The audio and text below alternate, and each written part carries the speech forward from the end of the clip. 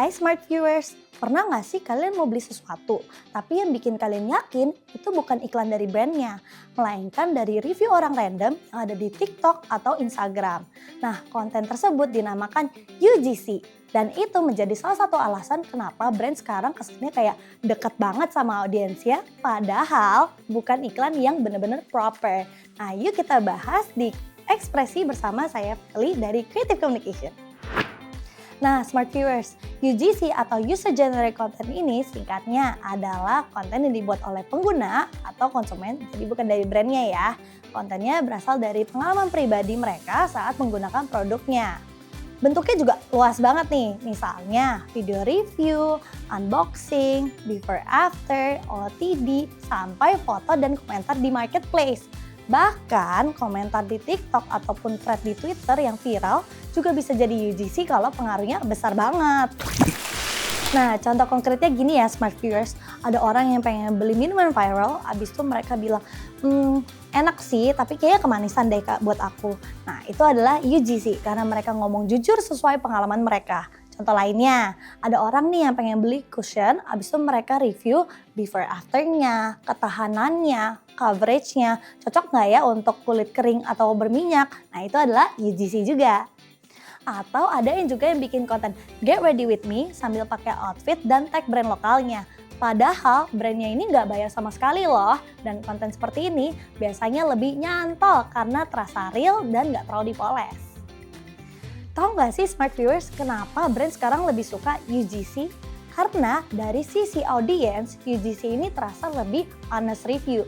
Orang lebih suka dengan rekomendasi dari teman atau kesannya dari orang biasa, bukan dari brand yang jelas-jelas punya kepentingan jualan. Nah, ini disebutnya social proof. Semakin banyak orang yang posting pakai produk yang sama, semakin kuat juga kesan produk itu yang semakin bagus. Selain itu, UGC juga kesannya lebih relatable. Bahasanya sehari-hari, lightingnya seadanya, ekspresinya juga natural. Jadi orang gampang rasanya kayak, gue cocok nih.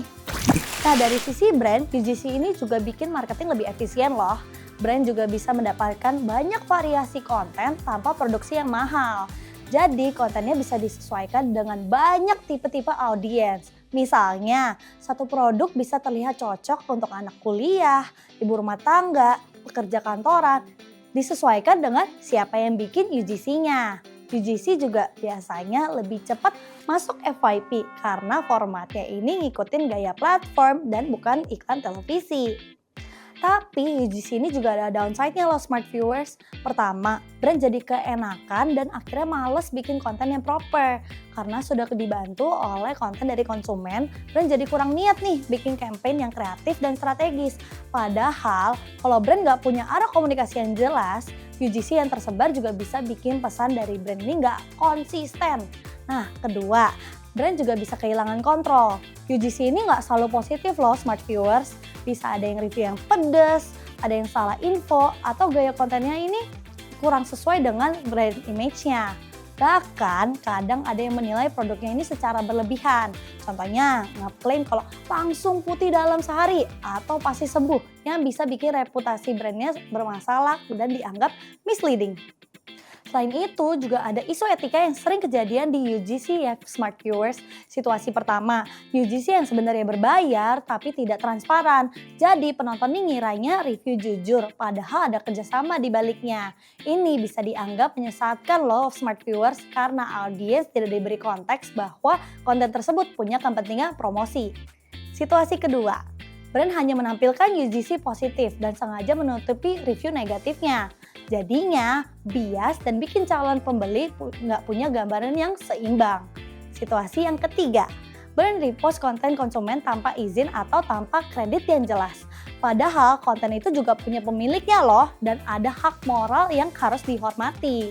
Jadi kesimpulannya UGC ini powerful banget karena terasanya relatable, real, dan dipercaya. Tapi kalau brand coba mengandalkan UGC tanpa strategi, tanpa transparansi, dan tanpa etika, justru ini merusak kepercayaan dari konsumennya.